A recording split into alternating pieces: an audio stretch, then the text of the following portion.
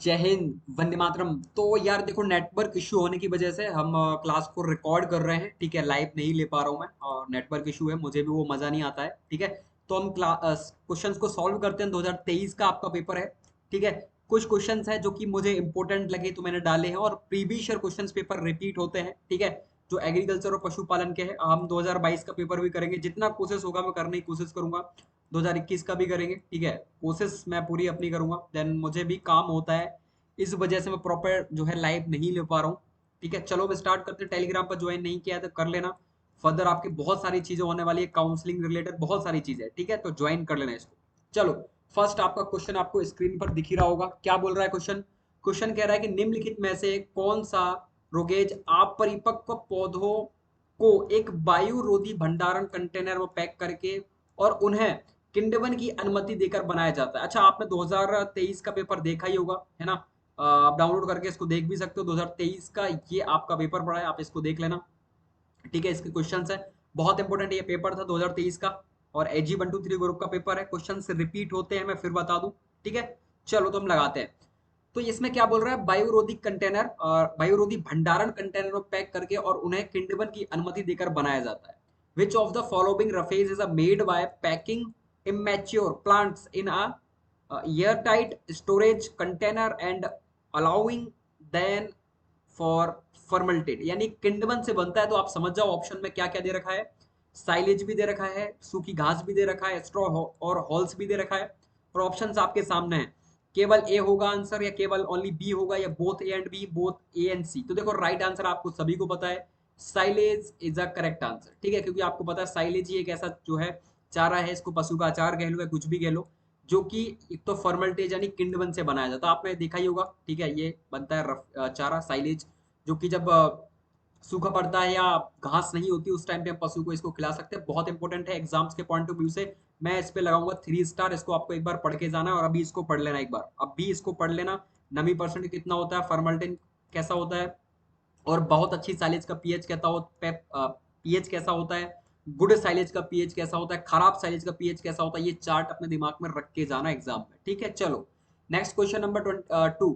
How many grams for fruit does a person need to per day? वही, प्रति व्यक्ति को कितने ग्राम फल खाना चाहिए? भाई डब्ल्यूएचओ ने बोला है, आपका वर्ल्ड हेल्थ ऑर्गेनाइजेशन है, एक बॉडी है जो कि 1948 में एस्टेब्लिश हुई थी। ये भी आपको ध्यान रखना है, वर्ल्ड हेल्थ ऑर्गेनाइजेशन 1948 में बनाया गया था। तो इन्होंने कितना बोला होगा भाई, कितने ग्राम फल खाने अपने को पर डे? ऑप्शन 400, 200, 100 और 300। तो ध्यान रखना, राइट आंसर 400 ग्राम एक स्वस्थ व्यक्ति को पर डे फल खाना है। सब्जी का डाटा कितना है?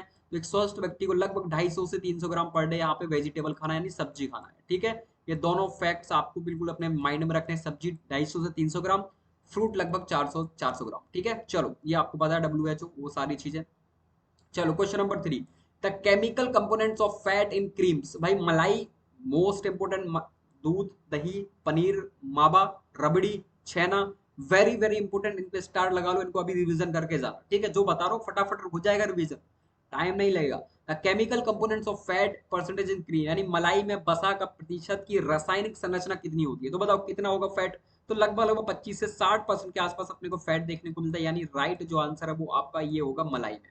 ठीक है, ये देख ही सकते हो 25 से 60 तक हो सकती है, या मलाई की मात्रा पर बहुत सारी चीजों पर निर्भर करती है। Question number 4। क्वेश्चन नंबर 4 क्या कह रहा है? Alternative bearing. आपको पता है ये मेजर प्रॉब्लम है किसकी? मैंगो की अल्टरनेटिव प्रॉब्लम है भाई। मैंजीफेरा इंडिका 40 गुणसूत्र होते हैं, आम बहुत इंपॉर्टेंट हो जाता है। ठीक है, इसको पढ़ के जाना, इस पे लगा लो 3 स्टार। फटाफट इसको वन शॉट में एक बार आम को रिवीजन कर लेना, सारी वेराइटी बब्बा का ही, बहुत सारी इसकी वेराइटी बब्बा की बहुत इंपॉर्टेंट है, एक रूट स्टॉक है, यानी मूल ग्रंथ है आम का। पढ़ के जाना सारी चीजें, आम्रपाली जितनी भी वेराइटीज है। ठीक है, शॉर्ट रिवीजन आप कर सकते हो अभी के टाइम में, अगर नंबर अच्छे गेन करने हैं तो। बनाना मूसा पेरिडीसी का, नींबू, लेमन आपको पता है, सिट्रस एटिकुलाटा, सिट्रस और इसके डिफरेंट डिफरेंट नाम नाम होते हैं। ठीक है, सीडीएम गुहाजावा, अमरूद आपको पढ़ लेना है, बहुत इंपॉर्टेंट। तो एक कांटर जो अल्टरनेटिव बैरिंग देखने को मिलती है आम में, मतलब एक साल फल आएंगे एक साल नहीं आएंगे, एक साल फल आएंगे एक साल नहीं आते, तो ये अल्टरनेटिव बैरिंग होती है, आपको बताइए। ठीक है, सारी चीजें देखो। क्वेश्चन नंबर क्या बोल रहा है 4 5 की, ये बोल रहा है कि भाई क्वेश्चन नंबर 5 कि major function of mulching. Mulching आपको पता है, बगीचे में पतवार यानी मल्चिंग बिछाने का मुख्य कार्य क्या होता है? मल्चिंग क्यों करते हैं? आपने कभी खेत में देखा हो घास टाइप की बिछी रहती है, देखो खरपतवार की समस्या को कम करना, ऑप्शन नंबर बी है अधिक ताप एवं प्रकाश से सुरक्षा, ऑप्शन नंबर सी है नमी की सुरक्षा। ऑप्शन आप देख ही सकते हो, ओनली बी, ओनली ए और सी या ए बी सी। देखो मल्चिंग का जो मुख्य उद्देश्य होता है, मल्चिंग क्यों करते हैं तो आपको पता है, मल्चिंग का जो मुख्य उद्देश्य होता है ए बी सी तीनों, यानी इस खरपतवार की समस्या को कम करना। बिल्कुल सबसे इंपॉर्टेंट क्या होता है, मल्चिंग का सबसे इंपॉर्टेंट मुख्य उद्देश्य होता है नमी संरक्षण। बट ये तीनों सही होंगे, ठीक है, लेकिन सबसे इंपॉर्टेंट कभी आपसे पूछे मल्चिंग का तो नमी संरक्षण one of the best answer होगा फॉर अ मल्चिंग, ठीक है। चलो राइट आंसर आपका इसका डी हो जाएगा। अच्छा, टेस्ट सीरीज का परेशान मत होना, अगर पीसीएम वालों के कुछ क्वेश्चन यहाँ पे मैं अपलोड नहीं कर पाया क्योंकि टेक्निकल एरर आ रहा है, तो अभी एक टेस्ट इनका अपलोड हुआ है, अगर नहीं अपलोड होता है तो जितने भी पीसीएम का लिया होगा मैं सारे पैसे आपके वापस कर दूंगा पीसीएम वालों के, मत परेशान होना। बाकी एजी 123 का आपको सारे मिल जाएंगे, पीसीबी के सारे मिल जाएंगे और एबीसी के सारे मिल जाएंगे, बिल्कुल टेंशन मत लेना। मैं 100% आपको 26 के पहले पहले तक तीनों के टेस्ट सीरीज के आपको टेस्ट मिल जाएंगे, बट पीसीएम का नहीं मिल सकता क्योंकि बहुत ही टेक्निकल इशू आ रहा है, एरर हो रहे हैं। मैंने ऐप वालों से बात करी है बट ये प्रॉब्लम सॉल्व नहीं हो पा रही है, ठीक है। बाकी कोई प्रॉब्लम हो तो मुझे बताना और आप टेस्ट सीरीज को परचेज कर सकते हो एग्री जर्नी से। अगर आपको अपने एग्जाम को बहुत अच्छा करना है, क्वेश्चन प्रैक्टिस करनी है फॉर एजी 123 पीसीबी, ये सारे आप चेकआउट कर लेना, ठीक है, आपको मिल जाएगा। एग्जाम्स अभी क्वेश्चन प्रैक्टिस कर लो, मैं सजेस्ट करूंगा ज्यादा से ज्यादा क्वेश्चन प्रैक्टिस करो लास्ट टाइम में, ठीक है। तो आप टेस्ट सीरीज को परचेज कर सकते हो फॉर प्ले स्टोर से, आपको बहुत इंपॉर्टेंट क्वेश्चंस मिलेंगे, आप स्टूडेंट से आप इसके रिव्यू भी एक बार ले सकते हो कि कैसे क्वेश्चंस है, बहुत इंपॉर्टेंट है, ठीक है। तो ये ध्यान रखना। चलो क्वेश्चन नंबर 6 की हम बात कर रहे हैं, ट्रेनिंग करते हैं। ट्रेनिंग आपको पता है बहुत इंपॉर्टेंट प्रोसेस है, ट्रेनिंग और प्रूनिंग, ये तो दो इंपॉर्टेंट प्रोसेस हैं, ध्यान रखना आपको, ट्रेनिंग और pruning. Training is a methods of grapes, कैसी मेथड्स है अंगूर में, ट्रेनिंग की विधि है, कौन कौन सी विधि है तो आपको पढ़ा ही होगा, चारों जो तीनों विधि आपकी, पंडाल विधि भी है, निफिंग भी है, हेड भी है, ये जो है ऑल ऑफ दिस इस क्वेश्चन का राइट आंसर होगा। तीनों विधि आपकी जो है अंगूर की सदाई की मेथड है, डी आपका इसका राइट आंसर हो जाएगा। सदाई, ट्रेनिंग को हम बोलते हैं सदाई, ठीक है। और प्रूनिंग आपको पता है, प्रूनिंग का मतलब होता है काट छाट करना, जो कि अंगूर में बहुत इंपॉर्टेंट प्रोसेस होती है, काट छाट। ट्रेनिंग का मतलब होता है सदाई करना, यानी हम साधते हैं अंगूर को बेल, क्योंकि अंगूर आपको पता है बेल के रूप में ग्रोथ करता है तो उसको हम टांगते हैं, ठीक है। बाकी प्रूनिंग का मतलब होता है काट छाट, काट छाट हम इसलिए करते हैं ताकि एक पौधे की ग्रोथ बहुत अच्छी हो और बहुत अच्छे टाइप से आपको बहुत अच्छी गुणवत्ता का अंगूर मिल सके। आपको पता है अंगूर का वैज्ञानिक नाम बिटिस वेनिफेरा, और मुझे फटाफट इसके गुणसूत्र जो है कमेंट बॉक्स में एक बार बता देना, अंगूर में कितने क्रोमोसोम नंबर होते हैं, ठीक है। बाकी हम डिस्कस करेंगे, राइट आंसर डी हो जाएगा। चलो नेक्स्ट हम बात करते हैं, मैं फटाफट सॉल्व कर रहा हूँ, आपका टाइम वेस्ट ना हो, ठीक है। चलो, which state of a home to world famous Ongole cattle breed, Ongole जो आपने पढ़ा होगा बकरी में, अंगोल एक बहुत ही फेमस ब्रीड है, ठीक है। तो ये किस राज्य से, किस स्टेट से बिलोंग करती है, यूपी, मध्य प्रदेश, हरियाणा और आंध्र प्रदेश। तो ये जो ब्रीड है ये आपकी आंध्र प्रदेश से बिलोंग करती है फॉर अंगोल, ध्यान रखना, ठीक है। इज अ राइट आंसर, यहाँ इसका डी हो जाएगा। अंगोल जो वेराइटी बिलोंग करती है, वेराइटी नहीं सॉरी, आप ये कह सकते हो प्रजाति, तो ये जो बिलोंग करती है ये आंध्र प्रदेश से बिलोंग करती है, ध्यान रखना। बहुत इंपॉर्टेंट और बहुत ही महत्वपूर्ण जो है नस्ल मानी जाती है ब्रीड, ठीक है। क्वेश्चन नंबर 8, आपको इसका आंसर पता होगा, which type of soil are not found in Madhya Pradesh. बताओ आपने मध्य प्रदेश में ऐसी कौन सी मिट्टी है जो आप तक नहीं पड़ी है, तो नहीं पड़ी है यानी पाई नहीं जाती, वो है आपकी शुष्क यानी एरिड सॉइल। बाकी पीट, काली और लाल ये तीनों मिलती है देखने को, बट शुष्क मिट्टी मध्य प्रदेश में नहीं देखने को मिलती है। नेक्स्ट हम बात करने वाले हैं, देखो आपको पता रेगिस्तानी यानी डेजर्ट एरिया में पाई जाती है, अपने यहाँ नहीं है ये मिट्टी। नेक्स्ट क्वेश्चन नंबर 9 क्या बोला हुआ है, मेजर, इसमें बोला हुआ है mango is a mostly propagate, आम का प्रोपोगेशन मोस्टली किससे करते हैं, कटिंग, बडिंग, इनार्चिंग और लेयरिंग। देखो लेयरिंग सबसे इंपॉर्टेंट किसमें होती है, अमरूद में, गूटी और लेयरिंग ये बहुत इंपॉर्टेंट है अमरूद में, ध्यान रखना दोनों, गूटी बांधना भी अमरूद में चलता है, लेयरिंग भी चलता है, ठीक है। इनार्चिंग भी आम में चलता है, लेकिन इनार्चिंग ही सबसे ज्यादा फेमस है आम में, इनार्चिंग इज अ राइट आंसर, बहुत इंपॉर्टेंट आंसर है इनार्चिंग, ठीक है, ध्यान रखना आम में इनार्चिंग भी चलती है। देन आप देखोगे बडिंग, बडिंग सबसे ज्यादा मेनली आपको पता है सिट्रस फ्रूट्स में देखने को मिलती है, तो ये आपको ध्यान रखना है, एक मेजर चीजें हैं, सिट्रस फलों में मेनली आप देखोगे बडिंग देखने को मिलती है, ठीक है। तो गुलाब वगैरह है, कटिंग वगैरह बहुत सारी चीजों में हम कटिंग भी कर सकते हैं, बाकी इसका राइट आंसर है वो सी हो जाएगा, ठीक है, ध्यान रखना एनर्जिंग। नेक्स्ट हम बात करें question number 10, which of the following necessary, which of the following necessary for maintenance growth pungency and lactation in adult cattle, ठीक है। तो बताओ मावेसी, यानी मावेसी का मतलब होता है गाय, ध्यान रखना पेपर में कहीं भी मावेसी लिखा मिले मीन्स गाय। वयस्क मवेशियों में रखरखाव, वृद्धि, गर्भावस्था और दूध निकालने के लिए निम्नलिखित में से कौन आवश्यक है। अगर आपको उसके गर्भावस्था में उसको क्या प्रॉपर सारी चीजें मिलनी चाहिए, उसकी अच्छी ग्रोथ होनी चाहिए, दूध प्रॉपर मिलना चाहिए, इन सारी चीजों के लिए बहुत नेसेसरी है। पानी, प्रोटीन, कार्बोहाइड्रेट, सारी चीजें बहुत आवश्यक है, तब जाके सारी चीजें होगी। तो राइट आंसर इसका क्या हो जाएगा? डी। ये पशुपालन का भी क्वेश्चन है, आपको समझ में आ गया होगा। नेक्स्ट हम बात करने वाले question number 11, what world first in vitro fertiliser buffalo calf, what is the name? उसका नेम क्या था भाई? इन विट्रो, दुनिया का पहला इन विट्रो फर्टिलाइजर भैंस बछड़े का नाम क्या था? तो आपको सभी को पता है, उस बच्चे का नाम था प्रथम। ठीक है, सबसे पहला जो इन विट्रो हुआ था वो प्रथम हुआ था। देखो आप देख सकते हो, दुनिया का पहला भैंस का बछड़ा जिसे इन विट्रो फर्टिलाइजेशन यानी आईवीएफ, आईवीएफ एक टेक्निक्स होती है, उससे विकसित किया गया था। ठीक है, जो कि एक रेवोल्यूशन था भारत के विज्ञान के क्षेत्र में, एक बड़ी उपलब्धि थी ये। गरिमा भेड़ का भी आपने नाम सुना होगा कभी, डॉली, वो भी ऐसा ही हुआ था। चलो next question number 12, what of the following is not a common plant growth exclusive for a fodder? बताओ, इनमें से ऐसा कौन है, निम्नलिखित में से कौन सा केवल चारे के लिए उपयोग किया जाने वाला सामान्य पौधा नहीं है? यानी एक ऐसा पौधा बताना है आपको जिसका उपयोग हम सामान्य रूप से चारे के लिए नहीं करते हैं। तो आप देख सकते हो तिलहन प्रेस केक, गेहूं का लोब सोबर, राई घास या घास का लॉन ऑफ कतल। देखो हम सिंपल सा गेहूं का यार कहाँ यूज करते हैं इन जनरल, गेहूं का जो लैप सोबर होता है उसका यूज हम इन जनरल चारे के रूप में नहीं करते, तो ये आपको ध्यान रखना है। बाकी हम सबका यूज चारे के रूप में करते हैं। ओके, राई घास आपने पढ़ा ही होगा ये सब। चलो नेक्स्ट हम बात करते हैं क्वेश्चन नंबर 13, ये आपका सर्विंग का क्वेश्चन है। आते हैं जरीब, गंटर जरीब, आपने कभी नाम सुना हो, इनसे क्वेश्चन आते हैं पेपर में।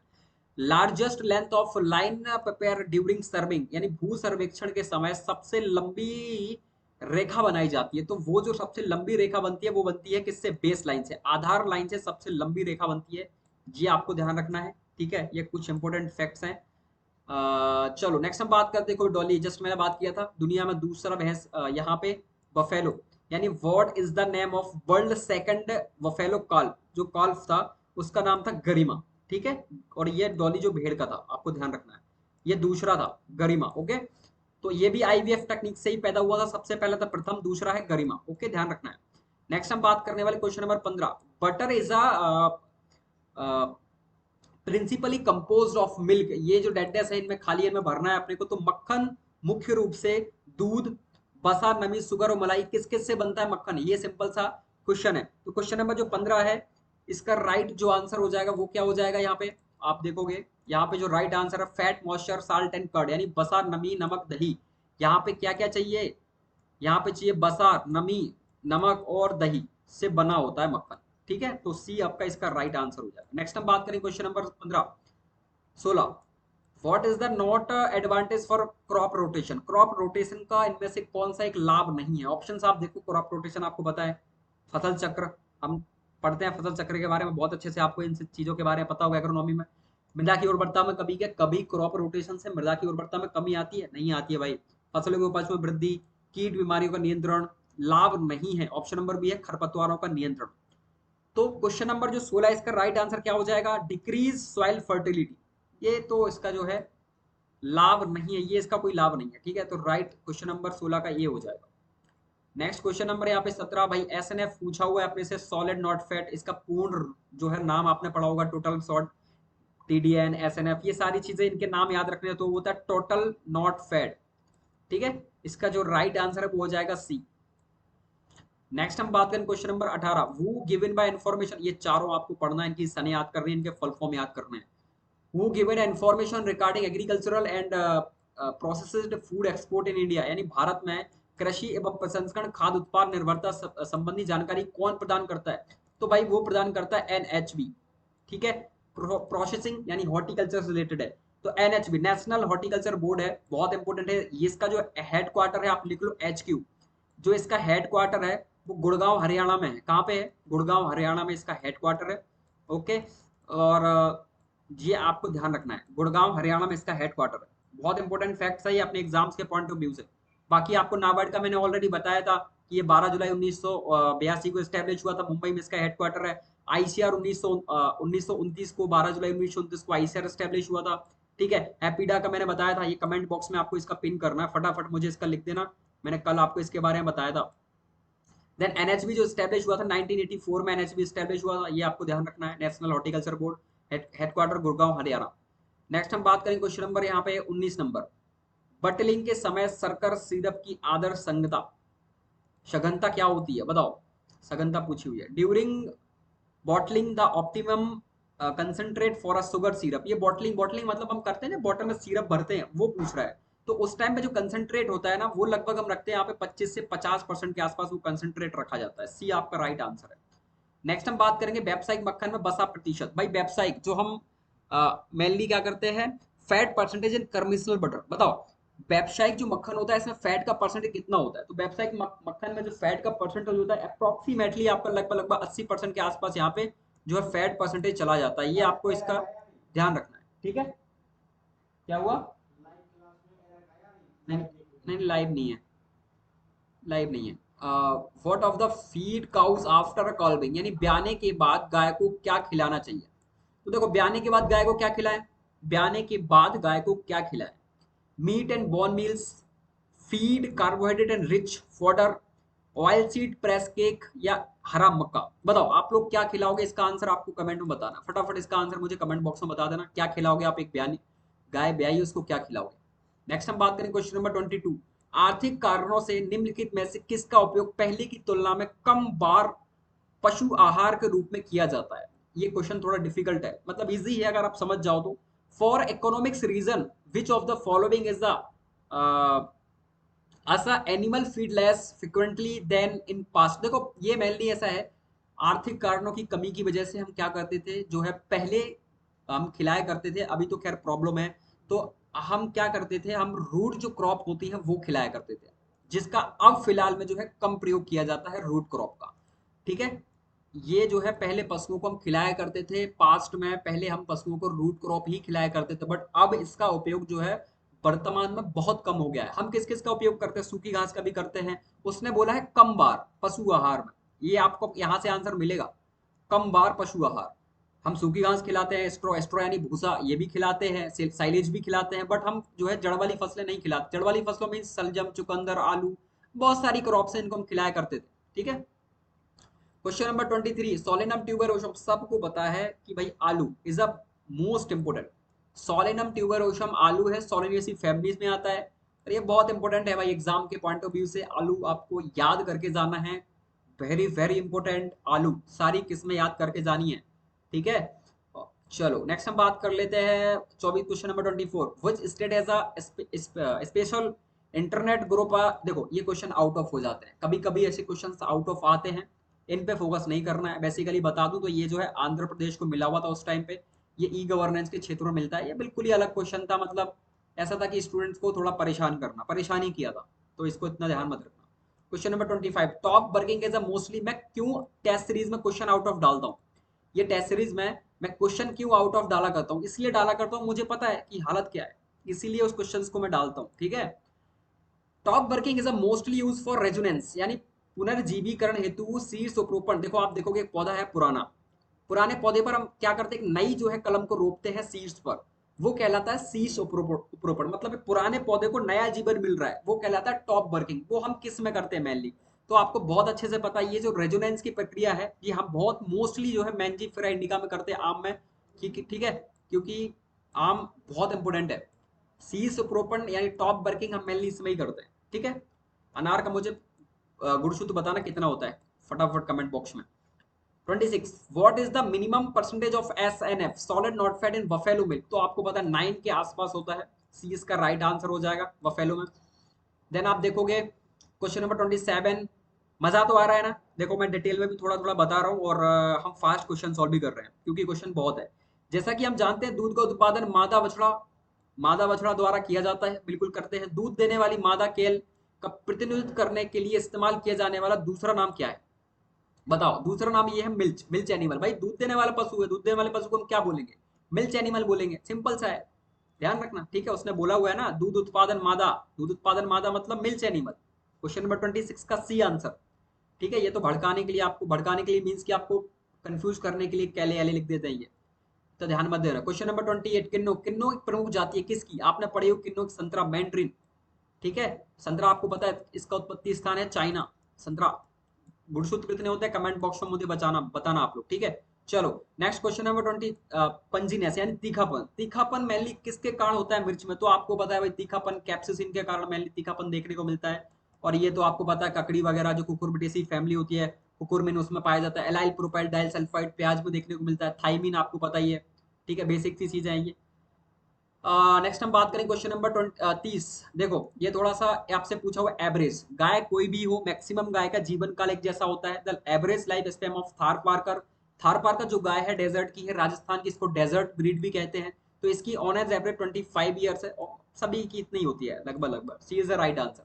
नेक्स्ट आपको पता है 31 botanical name of Daucus carota, आपको पता है बहुत अच्छे से, गाजर का वैज्ञानिक नाम होता है डोकस कैरोटा। कैप्सिकम मिर्च का है, ये मूली का है, ब्रेसी का आपका आपको पता है, ठीक, क्रोसीफेरी फैमिली। ये क्वेश्चन 31 क्वेश्चन है टोटल। बाकी देखो कुछ क्वेश्चन और आपको बता देता हूं मैं, एग्जाम्स के पॉइंट ऑफ व्यू से नीचे आते हैं हम, ठीक है। चलो देखो ऊंट में, ये तो आपको ध्यान है 3 रूमेन होते हैं, camel has a chambers rumen, तो इसमें 3 पाए जाते हैं, ये अपवाद कैटेगरी में आता है। बायलर, बायलर के लिए देखो, ये देखो क्वेश्चन कैसा आउट ऑफ आते हैं, थोड़ा सा डीप क्वेश्चन पूछा हुआ है ये, कि बायलर पालन के लिए अमोनिया का इष्टतम स्तर नहीं होना चाहिए। ये क्वेश्चन अपने से थोड़ा सा इनने किस लिए पूछा है, घुमाने के लिए, मतलब आपको कंफ्यूज करने के लिए पूछा है क्वेश्चन, ठीक है, आप देख ही सकते हो कंफ्यूज करना था इसीलिए क्वेश्चन डाला इनने। चलो नेक्स्ट हम बात करते हैं क्वेश्चन नंबर, यहाँ पे मूली के लिए इष्टतम बीज दर, तो आपको पता है 10 से 12, और ध्यान रखना गाजर के लिए कभी पूछे तो गाजर के लिए जो बीज दर रखते हैं वो 5 से 6 किलोग्राम पर हेक्टर रखते हैं, ये ध्यान रखना, क्योंकि पेपर में आए हुए क्वेश्चन है और आ भी सकता है। 5 से 6 किलोग्राम गाजर, और मूली का आप देखो यहाँ पे ऑप्शन में दिया हुआ है 10 से 12 किलोग्राम पर हेक्टर। नाबार्ड मैंने बताया था मुंबई, 12 जुलाई 1982, ठीक है। नागपुर में किसका है मुझे बताना, संतरा नागपुर में है, संतरे का जो इंस्टीट्यूट है वो नागपुर में है। नई दिल्ली में बहुत सारे इंस्टीट्यूट है।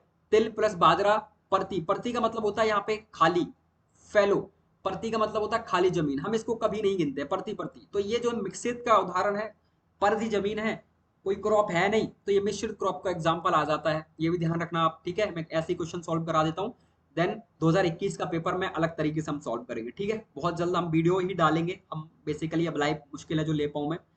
फसलों के ऋतु के आधार पर निम्नलिखित में से कौन सी फसल अन्य 3 से भिन्न है, तो वो है बाजरा। बाजरा अन्य 3 से भिन्न है ऋतु के आधार पर, आप देख सकते हो सरसों रबी, गेहूं रबी, चना रबी, और बाजरा डिफरेंट है, आपको पता है, ठीक है। सरसों ब्रेसिका, आपको इसका वैज्ञानिक नाम कमेंट में बताना है मुझे, ठीक है। गेहूं Triticum aestivum, Triticum durum, Triticum monococcum. चाइना साइसर एरिटिनम, चने का वैज्ञानिक नाम है। 14 गुणसूत्र होते हैं देसी चने में, और 16 क्रोमोसोम नंबर होते हैं काबुली चने में। बाजरा का भी आपको बताना है, पेनी पेनी पेनी, मैं क्या बोल रहा हूँ, बस कमेंट में बताओ, इशारा कर दिया मैंने। दूध छुड़ाने के बाद बछड़े का क्या खिलाया जाता है, यानी दूध छोड़ने के बाद बछड़े को क्या खिलाएं। बछड़े का दूध छोड़ गया एक एज के बाद, और छोड़ना भी चाहिए, क्योंकि उससे क्या होता है भाई, गाय की हेल्थ पर भी इफेक्ट पड़ता है। तो उसको खिलाना चाहिए सबसे पहले सूखी घास, आपने पढ़ा होगा, ठीक है। सबसे पहले स्टार्ट करते हैं सूखी घास खिलाना। एकदम से साइलेज खिलाओगे क्या, नहीं खिलाएंगे भाई, अभी उसका डेवलपमेंट ही नहीं हुआ प्रॉपर पेट का, आंतों का, अब आप एकदम से जो है सीधा खली खिलाना स्टार्ट कर दो, तो ये तो दिक्कत प्रॉब्लम वाली बात है ना भाई। कोई भी बच्चा ही लेटेस्ट है, उसने दूध पीना बंद कर दिया है, अब उसको धीरे धीरे डॉक्टर बोलते हैं ना खिचड़ी खिलाओ, ये खिलाओ, अब आप सीधा एकदम से उसको खिला दो बर्गर, डोसा, चाउमीन प्रॉब्लम होगी ना भाई। तो वैसा ही है, तो सूखी घास सबसे पहले उसको खिलाते हैं। देन है दूध में प्रमुख प्रोटीन है, तो कैसिन प्रोटीन, लगभग लगभग आपने देखा होगा कि कितने परसेंट कैसिन प्रोटीन पाया जाता है, तो लगभग लगभग 2.75% के आसपास दूध में अपने को कैसिन देखने को मिलता है। ऑलरेडी आपने ये पढ़ा होगा, ठीक है। चलो, और सुक्रोज नहीं होता है, लैक्टोज पाया जाता है दूध में। देन मैं बात करूं निम्नलिखित में से कौन सा मृदा आरक्षक फसल, मृदा आरक्षक फसल का मीन्स होता है, आपने देखा होगा मृदा में क्षरण होता है, ठीक है। जब पानी बरसता है तो मृदा का क्षरण कहलाता है। नमी जो छोटे छोटे कण होते हैं मृदा के बह के जाते हैं, मृदा क्षरण होता है, इसको हम कहते हैं किसान की मौत के नाम से भी जानते हैं। यानी किसान का सीधा सीधा जो उपजाऊ चीजें हैं वो बह जाती है, तो क्षरण बहुत नुकसानदायक है भूमि के लिए। एरोजन, तो आप देखोगे यहाँ पे एरोजन के लिए कौन सी फसल जो है रोकेगी, मक्का। मक्का, मक्का सीधी खड़ी रहती है भाई, सीधा पानी गिरेगा सॉइल बहेगी, इसका कोई काम नहीं। उड़द छोटे होते हैं, घने होते हैं भाई, जमीन में बैठे हैं, पानी को रोकते हैं, सीधा पड़ने से पानी को रोकते हैं, तो रोक सिंपल सा, वो यहाँ पे कहीं ना कहीं मृदा क्षरण को रोकते हैं। सोयाबीन भी ऐसा ही काम करता है, ग्वार भी ऐसे ही काम करता है, मक्का नहीं काम करता, ठीक है। चलो, प्रति वर्ष प्रति गाय प्रति वर्ष सुखद जीवन का कलिंगन, कलिंगन का मतलब देखोगे आप ऐसा होता है कि हर साल ग्रुप में कुछ ना कुछ छटनी करनी चाहिए। जैसे एक पशु का ये ग्रुप है, माना कि ये 50 पशुओं का ग्रुप है, और हर साल मैं तो रिकमेंड करता हूँ हर साल कुछ ना कुछ 1-2% यहाँ से जो है इनको बाहर निकालना चाहिए पशु को। 1 से 2% पशुओं को यहाँ से क्या करो, बिल्कुल आप बाहर निकालो, ठीक है। तो वो कहलाता है निष्कृष्टन करना, कलिंग करना, ग्रुप से बाहर निकाल दो, खराब है वो। तो हर साल 20% लगभग लगभग 20 से 22% पशुओं को हम बाहर निकाल देते हैं। ठीक है, तो ये आपको यहाँ पे जो है मेनली ध्यान रखना है। नेक्स्ट हम बात करेंगे मलाई में एसएनएफ। मैंने बोला था कितने सारे क्वेश्चंस आपको देखने को मिल रहे हैं डेयरी के, आप खुद सोचो। डेयरी बहुत इंपॉर्टेंट है, बहुत बहुत इंपॉर्टेंट। एग्जाम्स के पॉइंट ऑफ व्यू से डेयरी सबसे इंपॉर्टेंट है, फिर से बोल रहा हूं मैं। ठीक है, तो इसको कर लेना है डेयरी को। चलो आपने देख लिया। नेक्स्ट बात करूंगा बीटस। बीटस रुतबा, ये पुरानी फसल है। मैंने बोला था भी रूट क्रॉप, जड़ वाली, कसाबा, एस्पेरिगस, टर्निप, ये सारी जो है रूट क्रॉप है। रूट क्रॉप बहुत इंपॉर्टेंट हो जाता है ऐसी क्रॉप्स को पढ़ना। ठीक है, तो इनको आपको ध्यान रखना है। ओके, चलो हम आ जाते हैं अपने टॉपिक पर वापस। सोयाबीन का सबसे अधिक उत्पादन, देखो ये क्वेश्चन का आंसर चेंज हुआ था महाराष्ट्र। मैंने बताया था नए डाटा के अकॉर्डिंग 2024 में महाराष्ट्र था, बट ये चेंज होके फिर यहाँ पे जो है मध्य प्रदेश हुआ था। ठीक है, नेक्स्ट हम बात करेंगे भारतीय सब्जी अनुसंधान संस्थान। ये प्रॉब्लम कहाँ क्रिएट कर रहा है भाई, टुडू टुडू है, कहाँ दिक्कत हो रही है टुडू टुडू, कि यही प्रॉब्लम हो रही है।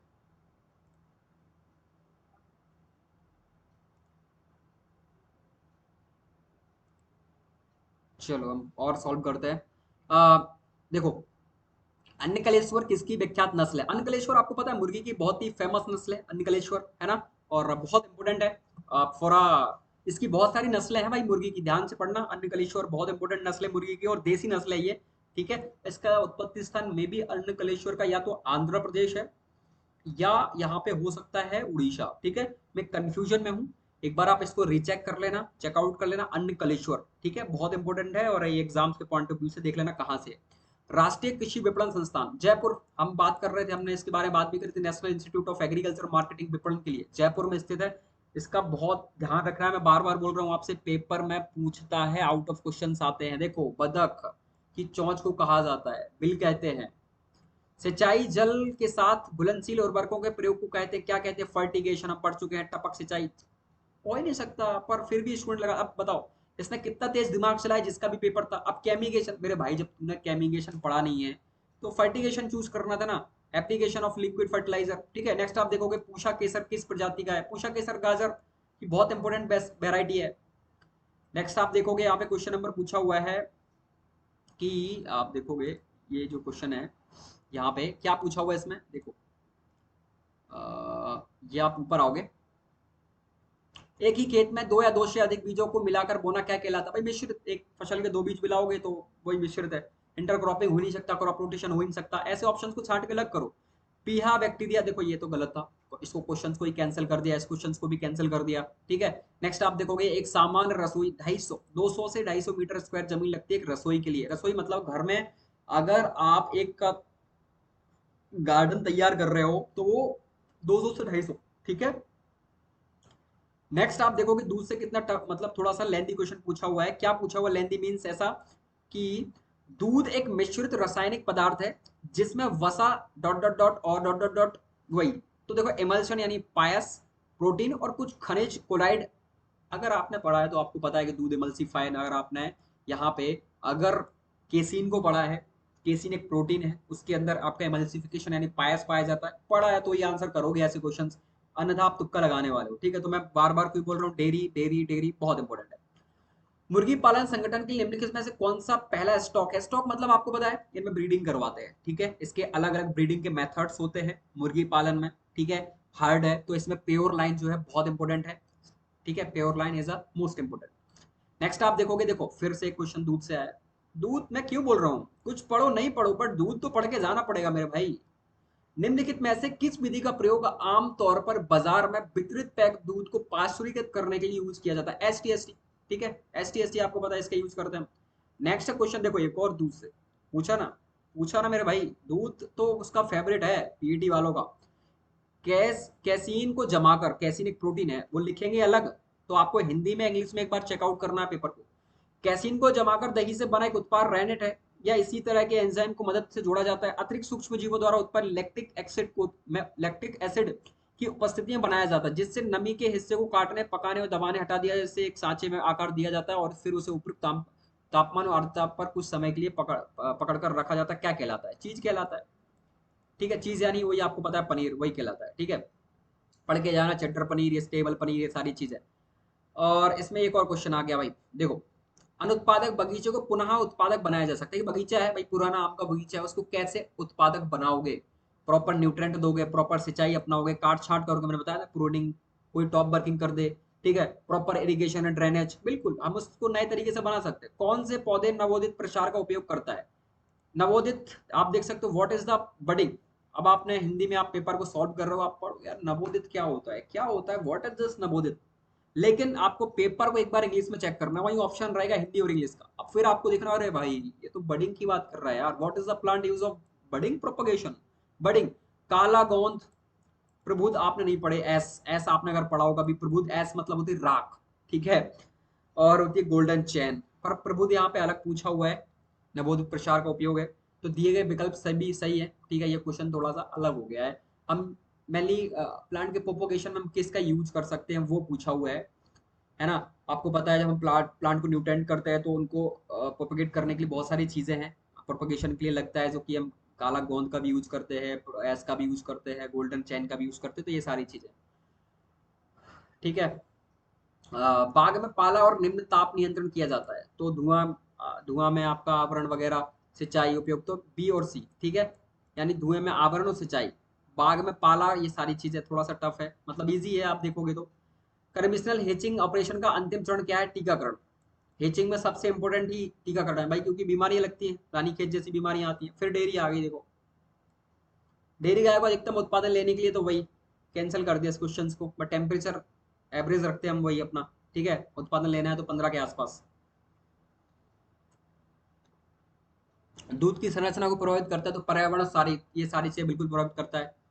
बाकी वही सारे क्वेश्चंस हैं, देख लो। अनुसंधान से एक और क्वेश्चन है, लुधियाना में स्थित है, तो ये क्वेश्चंस को आप सॉल्व कर लेना, ठीक है। और 23 का ये क्वेश्चंस है, लगभग 100 क्वेश्चन है, इसके बाद मैथ वगैरह के क्वेश्चंस आ जाते हैं।